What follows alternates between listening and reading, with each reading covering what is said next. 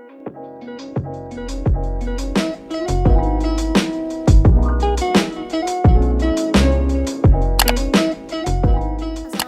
warahmatullahi wabarakatuh. Halo teman-teman semuanya, selamat datang di Koki MP, Komunitas Kajian Ilmu Manajemen Pendidikan.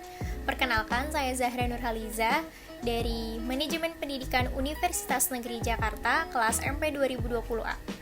Pada kesempatan kali ini, saya akan membahas mengenai era VUCA dan disrupsi dalam mata kuliah Pendidikan Kewirausahaan yang diampu oleh Bapak Amril Muhammad. Yuk kita simak sama-sama. Yang pertama yaitu pengertian dari era VUCA sendiri. VUCA yang merupakan singkatan dari volatility, uncertainty, complexity, dan ambiguity merupakan gambaran situasi di dunia bisnis di masa kini.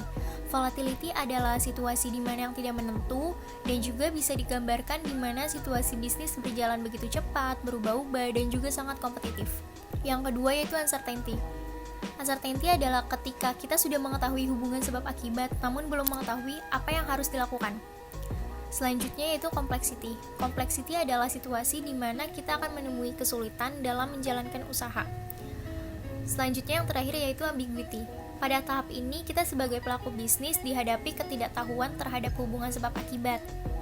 Kenapa sih kita penting untuk memahami era VUCA? Sikap waspada yang tersaji dalam VUCA memunculkan ide yang berguna untuk mengelola resiko. Dengan memahami era VUCA ini, segala bentuk potensi ancaman yang terkait manajemen bisa diantisipasi. Selain itu juga mampu membuat rencana pemulihan dari keterpurukan. Selanjutnya yaitu contoh VUCA di Indonesia. Yang pertama yaitu Gojek.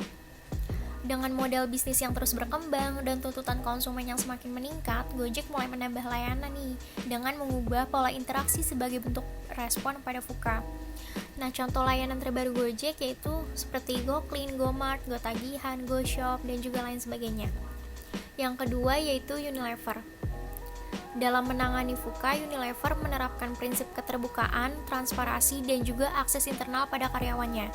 Pada praktiknya, tiap karyawan diberi semacam perangkat yang terhubung dengan data perusahaan sehingga pekerja tahu apa aja yang akan didapat selain gaji.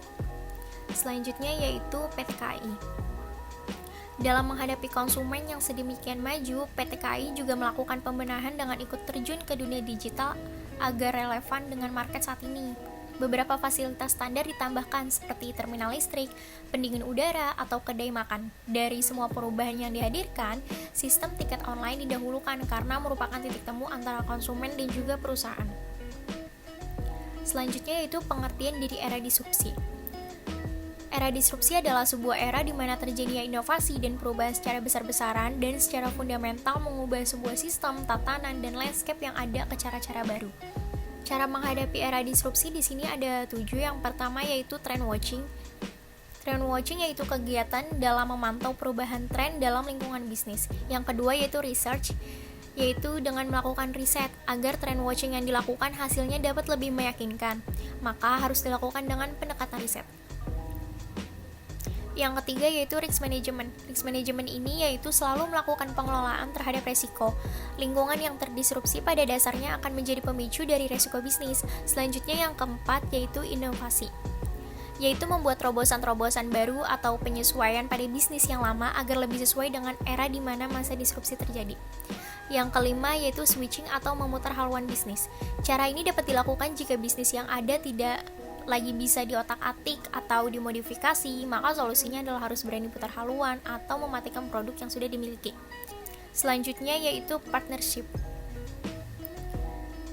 yaitu dengan melakukan strategi partnership. Era disrupsi pada masa ini membuat bisnis tuh sulit untuk bertempur sendiri karena persaingan sudah sangat kompleks dan juga proses bisnis sudah terinklusi.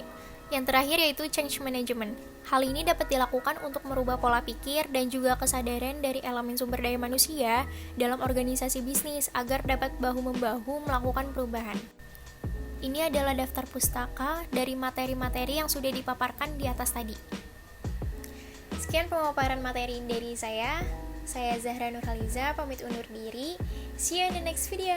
Bye!